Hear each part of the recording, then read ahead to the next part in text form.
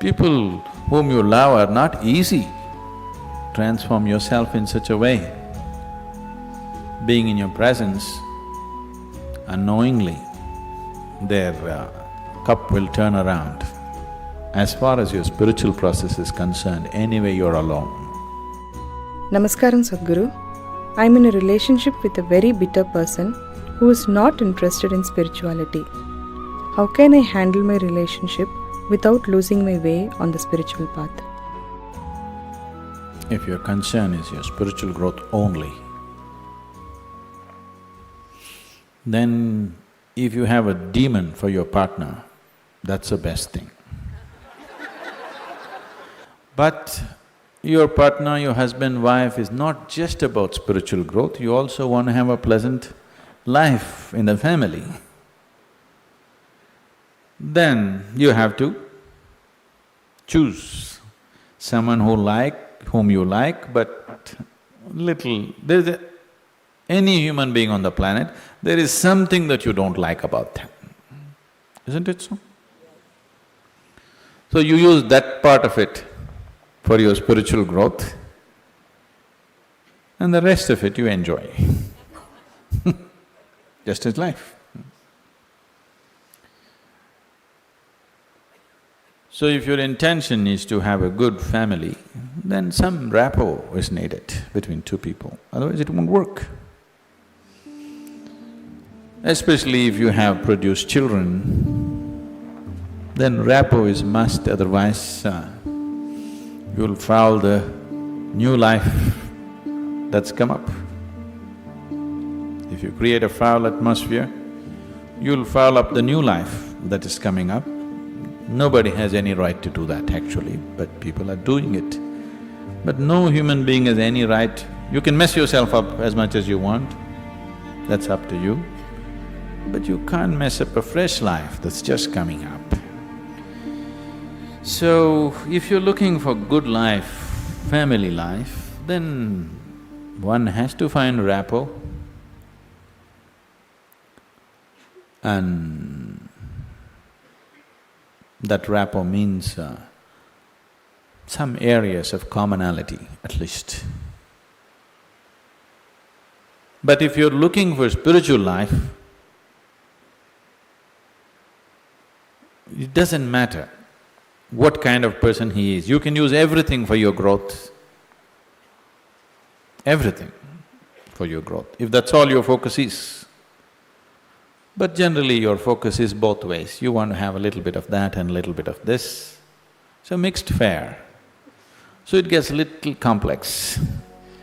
So, to build a rapport takes effort, takes compromise, takes love, endurance.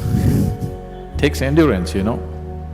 Somebody is constantly like this, you want to build rapport with that person, but you don't want to go his way. That takes lots of endurance.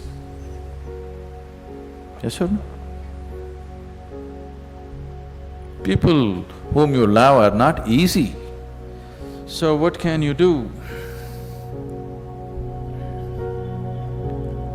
One thing is to transform yourself in such a way. Being in your presence, unknowingly, their cup will turn around.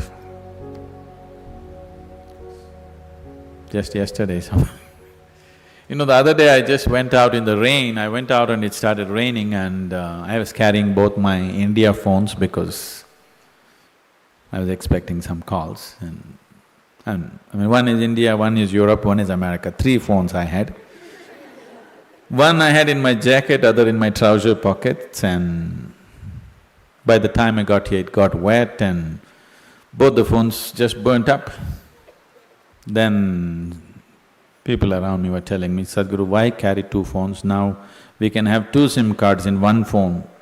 If you hold it like this, you can speak on the India SIM card. If you turn it around, it just shifts into the other SIM card. You don't have to switch anything, just this way it handles one SIM card. If you turn it around, it handles another SIM card. You have to become like this. I was very suspicious of this phone, I didn't get it, but but you must become like this. If you wish to take people who are around you with you, if you want to walk alone, it's very easy. If you want to take people with you, then it takes a considerable amount of effort. When Gautama was asked this question, is it better to walk alone on the path or with a companion? He's not like me, he's dry. He said, it's better to walk alone than to walk with a fool. He's not saying don't walk with anybody, he's not saying don't have companions, but he said it's better to walk alone than walk with a fool. Because they can drain you, they can take such a lot of energy and time, and you don't know, they may be stronger than you and they may take you their way than you taking them your way. There's every possibility, yes? So, I won't say what Gautama said. All I am saying is, it doesn't matter how you walk, as far as your spiritual process is concerned, anyway you're alone. Nobody is with you. It's only the bodily process, the material process of life, which you can share with people. You come alone and you go alone, isn't it? Even if you have a twin brother or a twin sister, you still come alone and go alone, isn't it so? So when it comes to the spirit, anyway, you walk alone. So don't mix that up. So that part of it you handle well, the material part of it according to your capability, to what extent you can do it, you do it. They come your way, it's wonderful.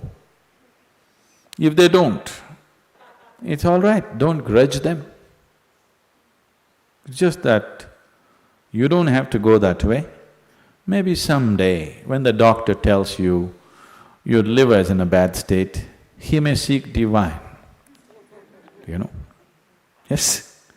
Have you seen people who are walking in the morning? Not everybody, there are certain type of people, these are all over 50, 55 age group people. They have become lean and they're walking briskly every day, religiously they are there. These are all people who generally had a cardiac problem. They almost died. Then their doctor told them, either you do this or you're gone. Now their walking is like a religion. Not Sunday morning, every morning. Have you seen those people?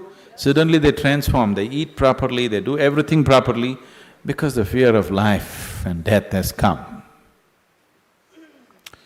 So different people need different kinds of impetus. If you're sensible, you learn by just looking. If you're not sensible, you learn by thrashing. Life will thrash you. The material part of your life is never 100% proper, it never can be. Isn't it so? Is there any family which is a perfect family? Is there any relationship which is a perfect relationship? Is there any business which is a perfect business? Is there any career which is a perfect career?